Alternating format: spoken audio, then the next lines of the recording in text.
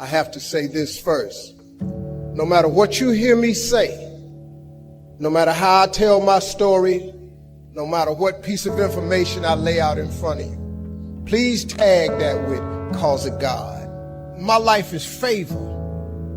You know, Bishop Jakes told me one time, when you got favor on your life, no matter what you're thrown into, you're going to always rise to the top. I have been thrown into a lot, but because of favor and grace, I just keep showing up somehow, man, no matter what they do. And so all of this that I have is really because of the grace of God. Now, I'm going to tell you something.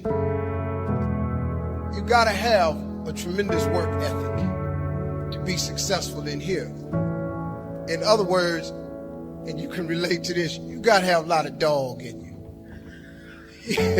You really do, man, if you want to be successful, because it's going to be a lot of trying times. So you have to have a tremendous work ethic. But you got to have faith. Faith without works is dead. Albert Einstein said once, he said, imagination is everything.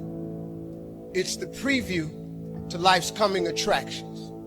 Everything you have, everything we have in this world, somebody imagined it. It's your imagination is tremendous. Somebody was sitting on the phone one day talking with a cord to the wall and said, man, I wish I could just go outside with this phone. Everybody in here got a cell phone. Somebody imagined that. Somebody got tired of riding in a wagon cross country from slavery to freedom. Somebody said, I wish we had something that made these wheels move by themselves. We drive cars. People got tired of driving from New York to LA. Somebody said, I wish we could fly. We got airplanes. Imagination is everything. It's the preview to life's coming attractions. Your real life, the one God really got for you, is in your imagination. It is not in your current situation or your current paycheck. And if you've been living like that, you have then restricted yourself to a commonality that is really not yours. Because what really God got for you is really in your imagination.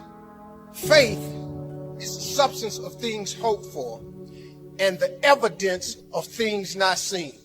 So when I told you a minute ago, you got to have a tremendous work ethic, but you got to have a lot of faith. I talk to so many people who get older, like some of us are, and they've lost their faith. Well, faith is really simple. Faith is the substance of things hoped for. All that means is in the beginning, you just hope something pop off. You know, you just kind of hope something happen for you. I was hoping I would get on TV.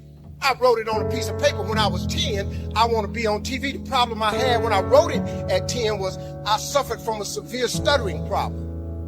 I could not talk outside of my house. So can you imagine when I wrote on a piece of paper, I want to be on TV, and turned that in? But when I wrote it on the paper, it wasn't factual. It's just hope. You just got to start with the hope. Faith is the substance of things that you hope for. You just hope something, Jim. Then what happened is, through grace and favor, he give you a couple of them things you hope for, and then you're supposed to start believing then. Because now it turns into faith. But if you take this scripture, faith is the substance of things hoped for and the evidence of things not seen. What is the evidence of things not seen? I just told it to you. Albert Einstein said, imagination is everything. It's the preview to life's coming attraction. But guess what? Your imagination really is. It's the evidence of things not seen. Because your imagination, you know why it's the evidence of things not seen? Because you're the only one can see it.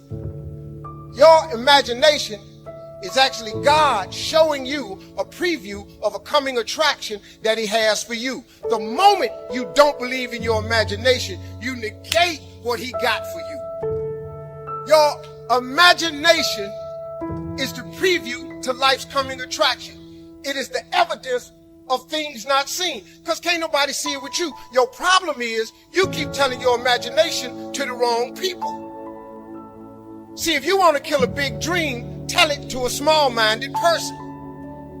It's dead. How many times, man, have you had a tremendous idea? Something you thought was the one, and you went and told it to your loved ones and your so-called friends, and they shot it down. I mean, you was convinced that it was just Oh man, I just came to you. And you told it to them and they shot it down. And you thought since they was your loved ones and they friends and they got your best interests at heart, you believed them. You was wrong. You let them talk you out of what God got for you. Some of y'all still sitting here with the ambition of opening a business one day, but you scared to go start the business because you got a job and you got bills. Rich people got bills. Everybody got bills. Hell, I got bills. Everybody owes somebody something.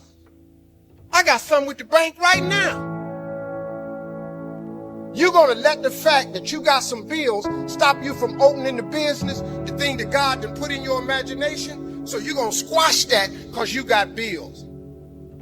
Everybody got bills. Your real life is in your imagination. Can you grab what I'm telling you? So I don't know what you thought I was going to say to you. I'm just a real dude. I don't even have the education you all have. I flunked out of school. I ain't got no education.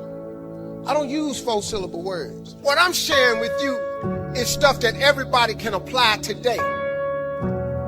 If you are sitting in here thinking that you're too old to listen to what Steve, hell, I'm 60. But I still rely on my imagination. See, if you think you're too old to make it, let me give you a prime example. Colonel Sanders. Colonel Sanders has been frying chicken his whole life. He was telling everybody he had the best chicken in the world. Ain't nobody believe him. They turned him down everywhere. Colonel Sanders didn't get a franchise till he was in his 60s. Kentucky Fried Chicken sell more chicken than anybody in the world today. So if you're sitting there thinking because you got a little gray on you, you too late, as long as God waking you up in the morning, that's the sign that he ain't through with you. So what you tripping for? You sitting up in here like God can't do nothing for you because you 60. Man, you know what I'm asking God for right now? And I'm 60. If you could see my vision board, you would be blown away. Because I got enough right now. I really know. But I ain't in the need business. I'm in the want business. Ain't nothing wrong with wanting something. Quit going down to these churches y'all sitting up in here going down to, keeping you in these little boxes. God got a big life for you. The smallest scripture I ever read changed my life.